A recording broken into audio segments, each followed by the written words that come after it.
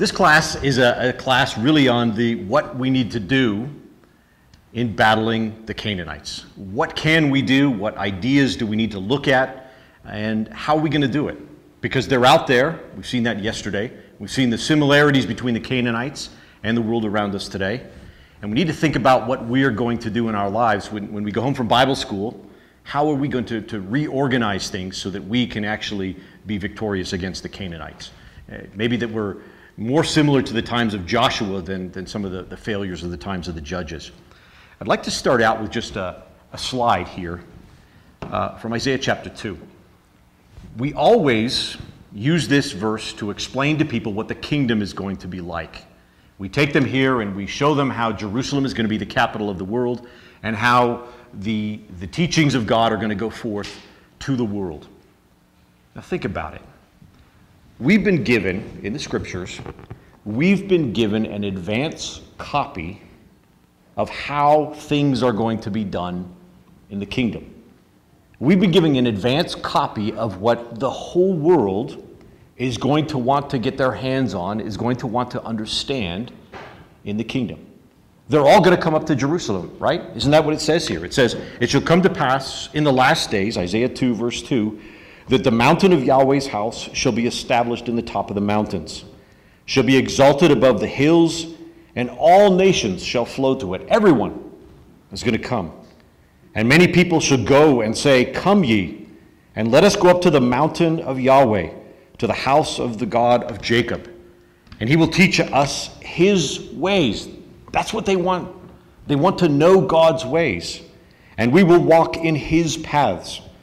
For out of Zion shall go forth the law and the word of Yahweh from Jerusalem."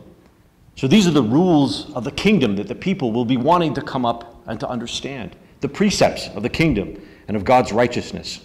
And we've been given a copy already. He says in verse 4, "And he shall judge among the nations, and shall rebuke many people, and they shall beat their swords into plowshares, and their spears into pruning hooks. Nation shall not lift up sword against nation, neither shall they learn war anymore." Where do you find that verse? Posted below a statue of a man that's beating his sword into a plowshare. United Nations, right? And how have they done in bringing peace to the world? What's missing? The ways of God.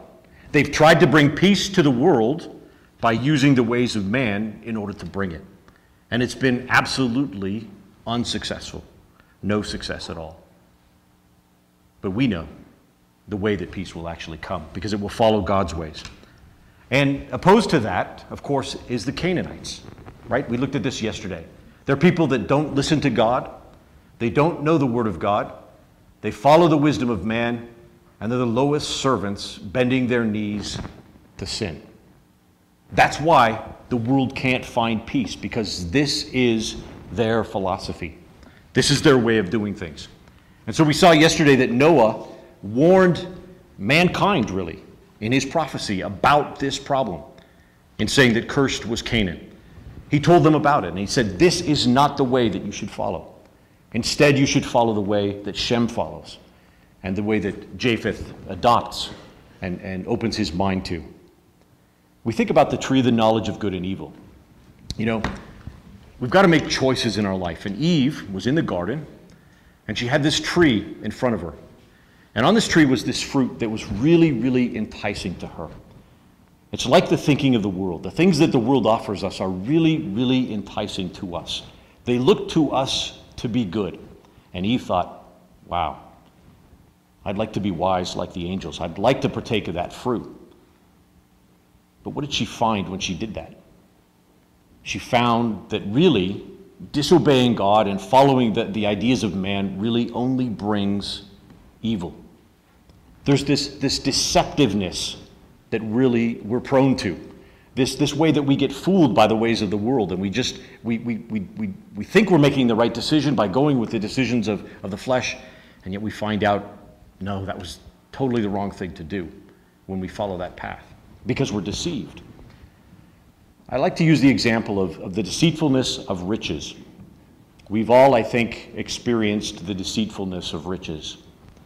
I remember when I used to make $10 an hour. I'd make $10 an hour, and I always thought, if only I could make $15 an hour or $20 an hour. Everything would be wonderful. I would be able to afford everything that I wanted if I was just making $20 an hour. And what happened when I got to $20 an hour? If only I could make 25, right? We've all been there. You think, if I do this, I'll be satisfied. I'll be happy. And that's what the thinking of Canaan is like. That's what Eve thought. If I could just do this, I'll be satisfied. But in the end, you find that doesn't satisfy us at all. Well, that's the enticement that we face with Canaan and the thinking of Canaan. It has the ability to make us think that it's exactly what we want, and yet the outcome is never positive. It makes us the lowest of servants, bending our knees to sin. So what we're going to do this morning is we're going to go through Genesis, and hopefully we're going to get to Judges finally. But we're going to go through Genesis, and we're going to look at how the Canaanites impacted the lives of the people in the book of Genesis. We're going to look at how Abraham did. We're going to look at how Lot did with the Canaanites, how Esau did. We're going to look at, in Judges, we're going to look at Judah and Simeon, and Caleb and Othniel and Asa, the Kenites, and then back to Judah and Simeon again. That's our path today, and hopefully we make it through all of that. Just taking a little glance at each one to see how they actually were impacted by the Canaanites. So we're going to start then with Abraham, and our goal today is to find out how we can deal with the Canaanites and come up with a program that's kind of an evolving program in our lives to deal with the Canaanites, because they're always changing. And that impact on our lives is always morphing into something else and attacking us from a different front. So we start with Abraham, one of the key descendants then of Shem from our classes yesterday. And Abraham would have known all about this prophecy of Canaan. He would have known what the Canaanites were like just from living in the world of his time. Because the Canaanites were the lowest of people, even in his time. They were the lowest of low. Their morality was very well known around the world. And people actually commented at how low morally the nations of Canaan actually were. So God tells Abraham to leave Haran, to leave Ur, and then to leave Haran. And he promises him a land. And Abraham is leaving. How do you think Abraham felt when he found out the land that he was going to be given was Canaan? We don't even think about that. It'd be like if God said to you, I'm going to give you a land. And what I want you to do is I want you to get on the 5 freeway. I want you to drive south on the 5 freeway, like 650 miles. And then I want you to take the 210. And then I want you to take the 15. And then I want you to go north on the 15 until you come to the city that you'll see all these bright lights in. And that's going to be the land that I'm going to give you, the land of Las Vegas. That's what it was like. That's the kind of country that he was moving into, was a land like that, because they were the lowest of the low. So let's start out in Genesis chapter 12, and let's experience that with Abraham as he comes into the land. And I love the emphasis that these verses put on him getting into the land. Genesis chapter 12, verse 5, it says, and Abram, so here's the man of the blessing. He's already been promised some blessings in this chapter.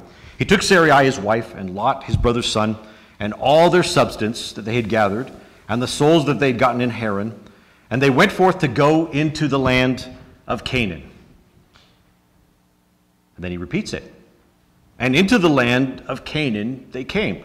So there's a focus here on the fact that they were in the land of Canaan. That focus I think we understand when we think about what we read about yesterday in the prophecy of Noah. Verse 6, it says, and Abram passed through the land unto the place of Shechem. Now Shechem is the place where there were 2 mountains, Ebal and Gerizim. Ebal was the mountain of the curse. Gerizim was the mountain of the blessing. So the man of the blessing comes into the land of the cursed people, and he goes to a place in between the mountains which represent the blessings and the cursings. And he's called on to make a choice here. It says, and the Canaanite then was in the land. 3 times then it mentions the fact that the Canaanite, right? So he comes into the land, and the Canaanite was in the land that he came into. And it's a terrible, terrible place that he comes into. Abraham comes into the land. Let's go down to verse 7. It says, "And Yahweh appeared to Abram and said, Unto thy seed will I give this land, and there builded he an altar unto Yahweh, who appeared unto him. And he removed from thence unto a mountain on the east of Bethel, and he pitched his tent, having Bethel." Right. And he pitched his tent, so there he is pitching his tent, having Bethel on the west. And what does Bethel mean? The house of God. And Ai on the east.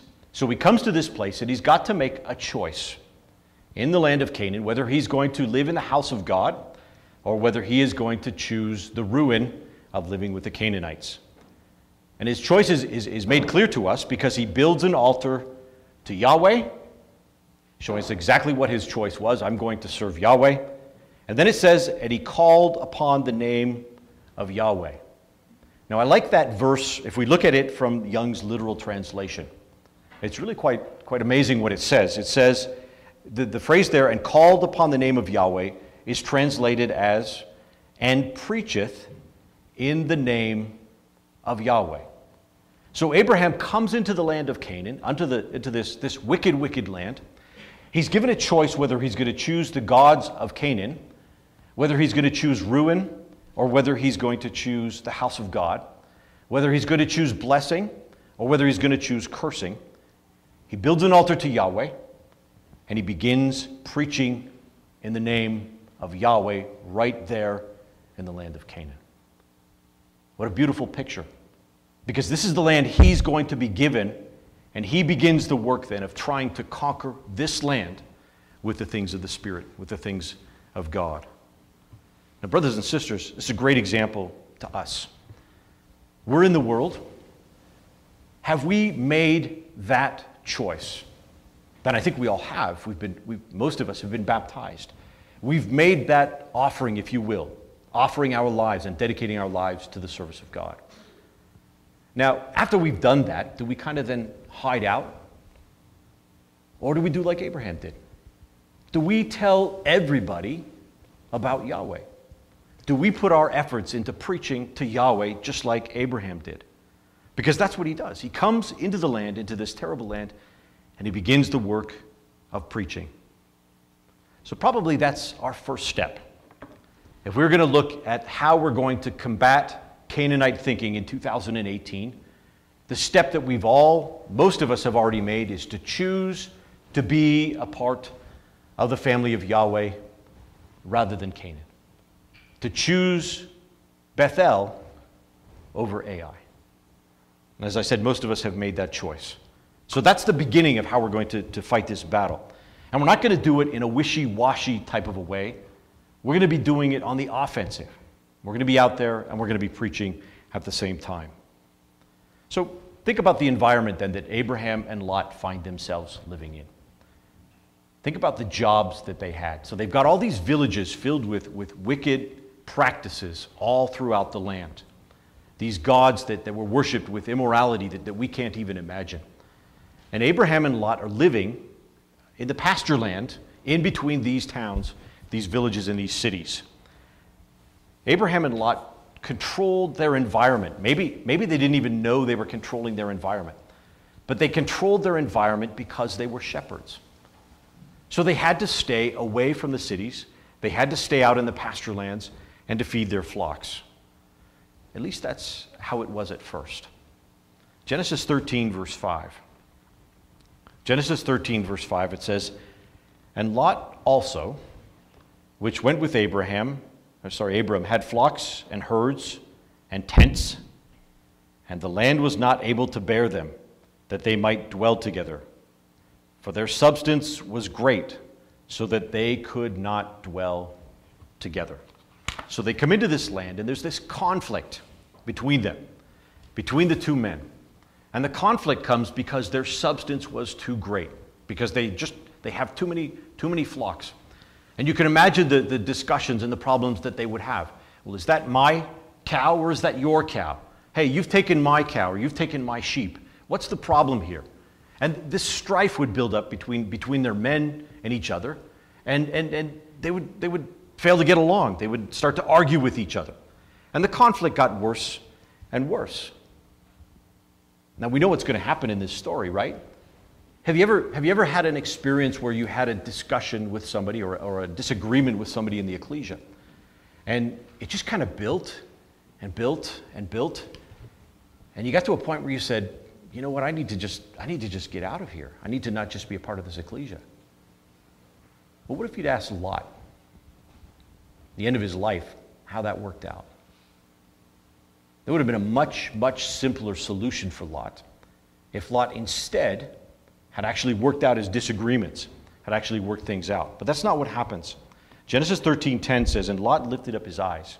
So this problem's going on, and so Lot begins to look elsewhere. He lifts up his eyes, and he beheld all the plain of Jordan, that it was well watered everywhere. He thinks, you know what? I'd be better off somewhere else. I'd be better off going away from this ecclesia, from this problem. It was before Yahweh destroyed Sodom and Gomorrah, even as the garden of Yahweh. It was like the land of Egypt as thou comest to Zor. So Lot should have stayed, no question about it. You know, there's sometimes families that find themselves in this position. And they, maybe for what seem like legitimate reasons, move away from an ecclesia. And they move into isolation. They want to get ahead of their bills. Maybe they want to be able to afford to buy a house. They're legitimate reasons.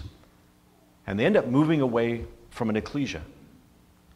And it's a terribly sad day when that happens, when they leave, because we know the hardships that they're going to face, the dangers that they're going to face, because fighting against Canaan on our own is an extremely dangerous thing to do. Verse 12, and Abram dwelled in the land of Canaan, and Lot dwelled in the cities of the plain, and he pitched his tent towards Sodom. So here's the tent of Shem moving now towards Sodom. But the men of Sodom were wicked and sinners before Yahweh exceedingly. And yet Lot still goes there, still moves his family in that direction. But Abram stays in the land of Canaan. He stays away from Sodom. He stays a sojourner, and his focus stays on serving God. And Lot's family is absorbed into the culture of Sodom and Gomorrah, to a point where he loses them. And when he comes out, his two daughters are so absorbed in the ways of Sodom that their practices are unacceptable to God too. So what's our second course of action? It's really important to control your environment. Stay where there's spiritual strength, and do not try to survive in Canaan alone. But there's a twist now, right? It's really easy to talk about it from this perspective, from historic perspective, but as of about, 10 years ago, 15 years ago, it's possible to have Canaan, the land of Sodom, in your own house. It's possible to be in a wonderful environment in your own house, in your own family, in a spiritually strong ecclesia, and to be in the environment of the world at exactly the same time. It's possible because of the technology of computers, right? We can move off and we can take that environment and bring it into our own house. How do we handle that issue? What do we do about that? How do we keep the environment in our households from bringing Canaan into our own household? Well, that's a challenge for you. That's a challenge for you to figure out for your house, for your ecclesia, how you're going to do that, and for yourself, how you're going to do that. So Abram didn't want anything to do with Sodom. And after Lot leaves, God promises to give him all the land to the north, to the south, to the east, and to the west, to his seed. But Lot and his family are still dwelling in Sodom. And later on, Kedorlaomer comes along. And Chedorlaomer captures Sodom and the cities of the plain, and he takes them captive, and he takes Lot and his family captive. And Abram and his household are called upon to deliver them and to save them. And so Abraham goes out with his household and saves Lot and his family and the men of Sodom and the other cities, and he brings them back and he brings them home. And the king of Sodom recognizes now that he's in debt to Abraham.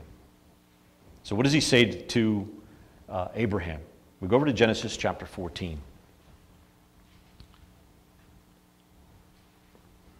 Right, so Abraham has done an amazing thing. God has done an amazing thing here through Abraham. Genesis 14, verse 21, it says, "And the king of Sodom said to Abram, 'Give me the persons and take the goods to thyself, and I will give you all these riches,'" is what he was saying to him. Look, you take all the riches, and I'll just take the people. Abram could have accepted all the riches of Sodom on that day. He could have taken all that money, millions and millions and millions of dollars worth of money from the king of Sodom on that day. But he doesn't do it. Verse 22, "And Abram said to the king of Sodom, I have lifted up mine hand unto Yahweh." He says, I have become a servant of Yahweh, and I'm doing his work, the Most High God, the possessor of heaven and earth, that I will not take from thee even a thread to a shoe latchet, and that I will not make anything that is in take anything that is in thine hand, lest thou should say, I have made Abram rich. Abram says, I don't care what you're offering me. I have a different reward. That's not what I'm looking for. And what did he choose? He chose the bread and the wine instead of Melchizedek. And what does the bread and the wine represent? The bread and the wine represents a victory over the thinking of the flesh. It represents a victory over the serpent. It represents a victory over sin. It represents a victory over the thinking of the Canaanites. And so Abraham says, no, I've chosen this. I've chosen to serve God, and I've chosen this victory over sin. There's no way I'm giving into what you have to offer me. And instead of accepting the wealth of Sodom, what does he do? He gives a tithe to God, a tithe to Melchizedek, and he gives everything in type to God. So what's he done? Abraham's had an opportunity to ally himself with Canaan to great financial gain for himself. He says, no, I'm not going to do that. And that's our third point. Don't compromise your commitment to God for financial gain. Don't ever make that type of a concession. Keep your commitment to God strong. A few chapters later, Abraham again shows us what he thinks of the Canaanites over in chapter 24. When considering a wife for Isaac, there was no way that Abraham was going to let Isaac marry someone whose thinking was only carnal. There's no way he was going to let that happen. So Genesis chapter 24 and verse 2. "And Abraham said unto his eldest servant of his house that ruled over everything, all that he had, he says, Put, I pray thee, thy hand under my thigh, and I will make thee swear by Yahweh, the God of heaven and the God of earth, that thou shalt not take a wife unto me of the daughters of the Canaanites among whom I dwell." So he says, I'm not going to let you take a wife for my son Isaac from the daughters of the Canaanites. That's not going to happen. I'm not going to let that culture into my life. Now, what would have happened if Abraham had allowed that to happen? What would have happened to the seed of Abraham? So we've got Isaac. He waits 25 years for his son Isaac to be born. He raises Isaac. Isaac is finally born, or finally grows up and is ready to get married, and he allows him to marry somebody that's a Canaanite. Where would the story of Abraham have gone after that? It would have been over, wouldn't it? if he'd allowed that to happen, if he'd allowed Isaac to marry a Canaanite woman, the promises to Abraham would have been over. That's it. It's really important then, very, very important, that we don't make the same mistake, that we follow the example instead of Abraham. Don't make marriages with people that have not been illuminated and who do not truly love God. We can't do it. We can't allow our children to do that. There's no way that that's going to ever work out in a way that's useful. And the next person we look at is Esau. So Esau, whose dad is Isaac, whose mom is Rebekah, and what does Esau do? Let's take a look. Genesis chapter 26. So the next generation down. So Isaac and Rebekah know all about Abraham's concern that Isaac marry somebody that's in the truth. They know all about that. And what does Esau do? Genesis 26, verse 34. It says, and Esau was 40 years old when he took to wife Judith, the daughter of Beeri the Hittite, a Canaanite, and Bashemath, the daughter of Elon the Hittite, a Canaanite, which were a grief of mind unto Isaac and unto Rebekah. So it was a terrible grief of mind to his parents, what he'd done. But he marries Canaanite women in this case. How does that happen? How did that possibly happen? We come over to chapter 27, verse 46. How did that make Rebekah feel? Rebekah, who'd left her family to come to this family of promise, where she saw all these wonderful gifts of God, these blessings of God taking place, the promised seed finally born, and all these great things, she's left that behind, and her son Esau is allowed to marry a Canaanite. Genesis 27, verse 46, it says, and Rebekah said to Isaac, I'm weary of my life because of the daughters of Heth. I'm weary of my life. If Jacob takes a wife of the daughters of Heth, such as these that are the daughters of the land, what good shall my life do me? Why did I even bother with all this? Why did I bother giving up my life for the life and the truth if my sons are going to marry Canaanite women? But Isaac, he's not quite so clear on the problem, is he? He's not quite so clear on where to draw the line with Esau's behavior. He actually condones Esau's behavior. And how does he condone Esau's behavior?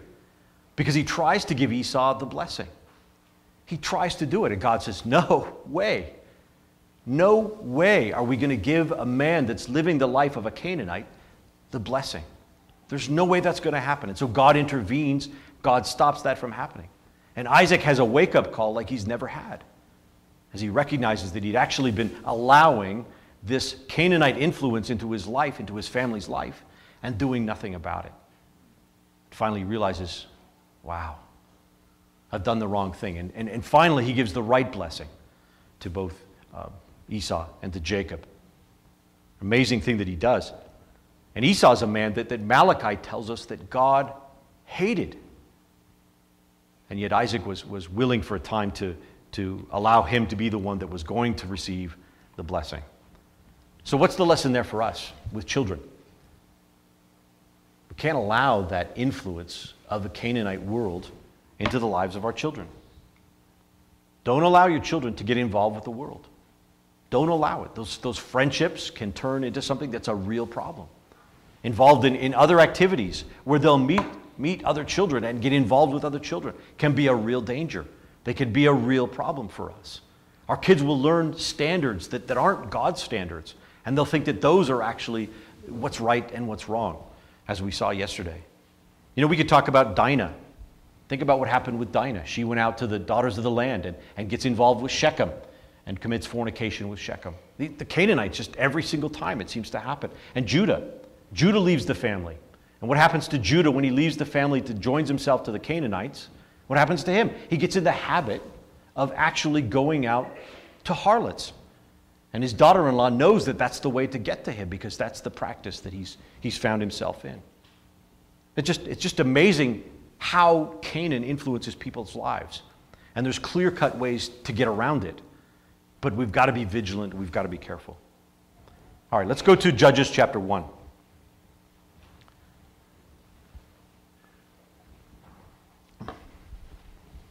Judges chapter 1 and verse 1. So the whole book of Joshua then is the victories against the Canaanites. And Joshua at the end of the book says, "As for me and my house, we will serve Yahweh." So there's some indication that in the end of Joshua that not everybody felt that way. But he challenges, he calls everybody to change and to become people that follow Yahweh instead when he gets there. So we get to Judges chapter 1, and it's almost as if this fight against the Canaanites has been put on hold. It's not really progressing like it was in the days of Joshua. Everybody's just kind of going with the flow at this point in time. They're allowing things to happen. And conditions in Israel are getting worse and worse as we begin to see as the chapters come together for us. So Judges 1 verse 1, it says, "Now after the death of Joshua, it came to pass that the children of Israel asked Yahweh, saying, 'Who shall go up for us against the Canaanites first, to fight against them?'" Now what can we learn from just that question that they ask? If they're asking who should go up first, what does that tell us about the battle that should have been taking place? It tells us that up to this point, it really wasn't taking place. They're making a new start, but up to this point, it hadn't been taking place. It seems to be the first serious attacks now on the Canaanites since the end of Joshua's northern campaign. We can't be sure of the timing in Joshua's life or in his campaigns, and we can't be sure of where the Judges fits in exactly. But we see that there's a hesitation that takes place here. There's a feeling of inaction that takes place. Now think about how that works in the brotherhood. When there's a new attack that comes on the ecclesia, usually what happens is that attack starts to attack some members of our ecclesia, usually our children that get attacked by it first. They get to have that influence come into their lives, and we get to a point where we recognize, wow, we've got a real big problem here. We've got something we've got to deal with. I think about TV. That's kind of the nemesis of my generation growing up. TV was the thing that brought the Canaanite ways into our households. And some families had none. Some families said, no, we will not have a TV in our household. And other families said, well, it's okay as long as you control it. And other families said, well, there's nothing wrong with TV. That's kind of the spectrum of what was in Christadelphia. And I remember thinking, I'm sure glad that in my family we're allowed to watch TV a little bit, right? We had some strict rules, but I was glad that we did that. Not the right thinking, but that's the way that I felt when I was younger. Now, think about the challenges that face us now. The brotherhood finally got together and came up with some ideas of how to deal with that, some guidelines and some direction. And some people started to follow those directions, and it was helpful. The same thing needs to happen then with the internet. So I'll tell you a little story about at work. We have a problem at work, probably everybody does, with productivity ever since Facebook, YouTube, Craigslist, all these time-consuming things are absorbing our workers' time at work. So what we thought is, okay, we're going to buy some really sophisticated software. And we're going to put this software on everybody's computers so we can see what their computer's doing all day long.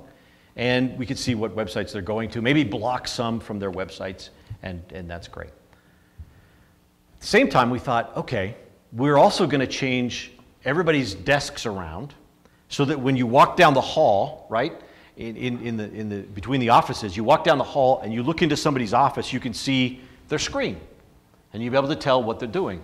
We thought, we're genius, right? We've got this problem solved because we know exactly what everybody's up to. But it didn't work. Why didn't it work? The phone, right? Everybody just started doing this. And they have complete access to whatever they want to have access to, whenever they want to have access to it. And when you say to them, hey, what are you doing? They say, oh, I was just dialing somebody because I need to talk to them about, in my case, it's tires, right? Okay, so it's always about tires.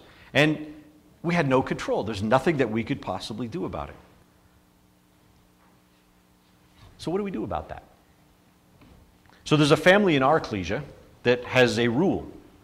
So they take their phones when they come home, and everybody puts their phone in a place all together, and they have the phone free period every day. The phones just sit there, and nobody's allowed to text, nobody's allowed to surf, nobody's allowed to do anything. They just do that. And that buys them some time where they're free from that influence in their life. That time wasting in their life. Because really, you could sit there and text and surf and look at things all day long. And yeah, you have your Bible program on your phone too. But that's not what's getting used. That's the challenge. That's the difference that we have today. That's what we've got to find a way to deal with. And that's something that each family is going to have to do on their own to get that worked out. So really, that's the next point that we want to look at, the next point that we put up on the board.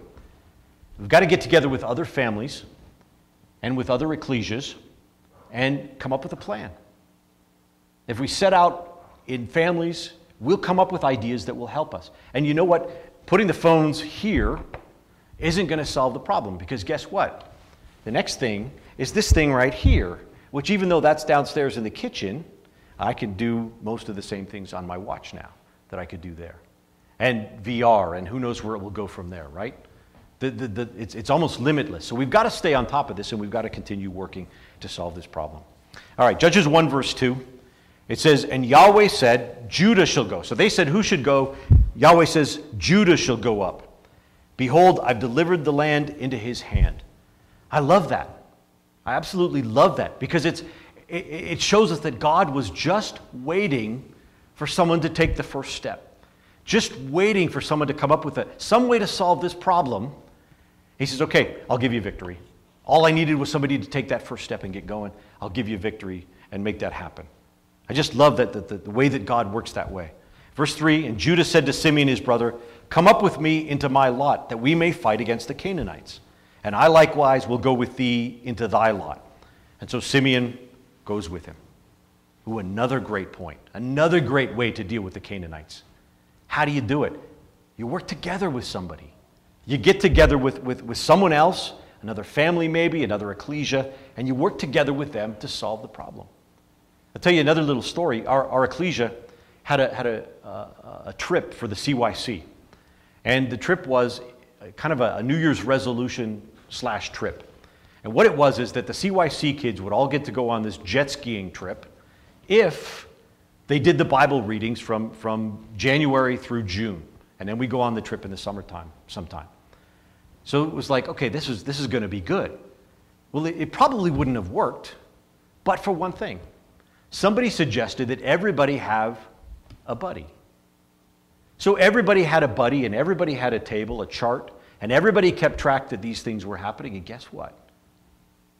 Everybody went on the trip because everybody did their readings. It was a huge success because of that, because they worked together as a team.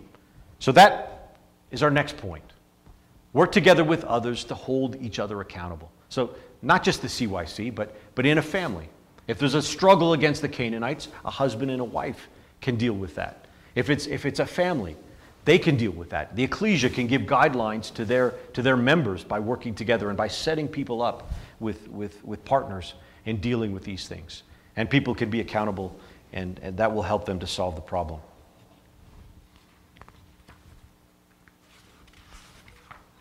All right. Judges chapter 1, verse 4. And Judah went up, so they get going. Judah went up, and Yahweh delivered the Canaanites and the Perizzites into their hand.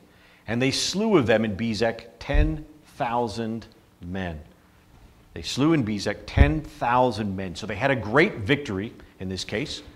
The thinking of the Spirit will always win if it's given a fair shot, if it's actually used by us. It will always defeat the thinking of the flesh, as it did. And they found Adonai Bezek, the Lord of lightning. Lightning represents God's power in Scripture. And they found him in Bezek, and they fought against him, and they slew the Canaanites and the Perizzites.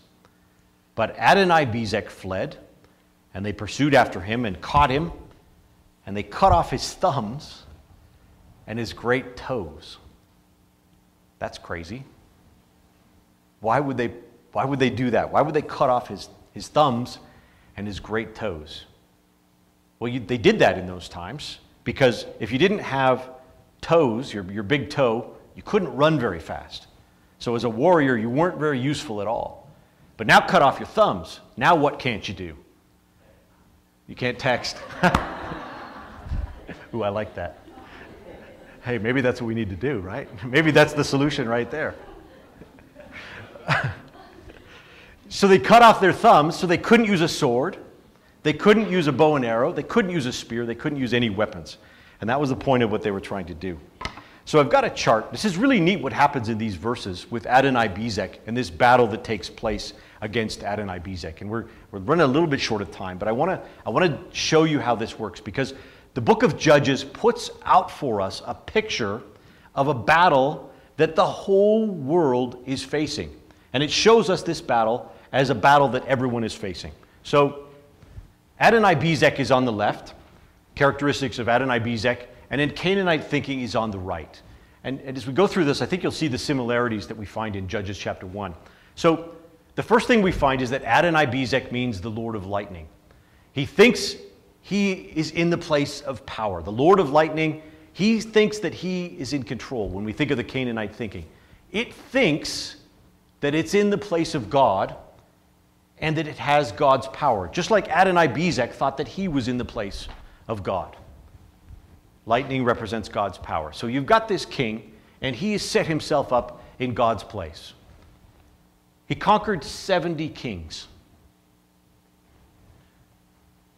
70 represents mankind. If you go to Genesis 10, and we won't do that today, but if you go to Genesis 10, you find that the descendants of Noah, of Shem, Ham, and Japheth, if you add them all up, and Genesis 10 is that chapter that lists the whole world's population and where it comes from, if you add them all up, you come up with the number 70. So Adonai-Bezek conquered 70 kings of Canaan. Canaanite thinking has done the exact same thing to all the nations of the world. Worldly thinking has conquered all the nations of the world. The whole world right now is susceptible to that. Adonai-Bezek cut off people's thumbs. What does Canaanite thinking do to us? Controls our actions. Makes it so the things that we're doing are actually the things that it wants us to do and not the things that God asks us to do. It cut off their great toes, right? Controlled people's way of life, their walk, where they went. It made the 70 kings gather meat under his table like dogs, right? Because that's the analogy given in the scriptures of something that eats from under the table is a dog. And the food that falls off the table is the food that the dog gets to eat, right? We have one of those at our house, and it works pretty well for keeping things clean. So that's the concept there, the food that falls off the table. But what is a dog known for in Scripture? A dog is known for returning to its own vomit. What is that telling us? It's telling us that these were people that are governed by Canaanite thinking, these were people that were eating the things that came out of their own mouths. What does that mean? They were listening to the advice that came from where? From the thinking of man. And that's what was controlling them. So what happens to this Adonai-Bezek? They cut off his thumbs and his great toes. So they made it so he was no longer controlling people's actions. And they made it so, that he was no longer controlling their walk of life. And I think there's a couple ways you could end this, but you could end this, I think, most conclusively with the fact that the thinking of the flesh, Canaanite thinking here, will lose its power during the millennium. Right? The power of sin will be bound for 1,000 years. And then what happens? It's killed. Adonai-Bezek is killed in Jerusalem. Sin, Canaanite thinking is going to be completely destroyed if you follow that through. I think it's really a neat picture. You get to Judges, and Judges says to us, the whole world's facing this battle. This is what we've got to deal with. And Adonai-Bezek is the first example of how that's going to be dealt with. All right.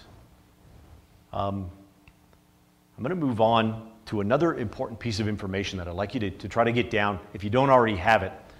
Judges chapter 1, as you read through it, it's very, very confusing. You read through it and you think, okay, at one moment we're talking about Judah and Simeon fighting against Adonai-Bezek, and the next minute we're going to talk about Caleb and Asa and Othniel. So what happens in the book of Judges is that Judges interweaves events from the days of Joshua and Caleb with events of the period after Joshua's life. Now, why does it do that? It does that to present a contrast for us. So you've got almost the gold standard of how to deal with Canaanites presented in the life of Caleb, his daughter, and his son-in-law Othniel. The gold standard of how you're going to deal with the Canaanites. And then it's how they actually did things in the book of Judges. And you'll be familiar with Judges chapter 1, that at the end of the chapter, what does it say? And they failed to drive out, and they failed to drive out, and they failed to drive out. So ultimately, we end with a really dismal picture of the times of the Judges.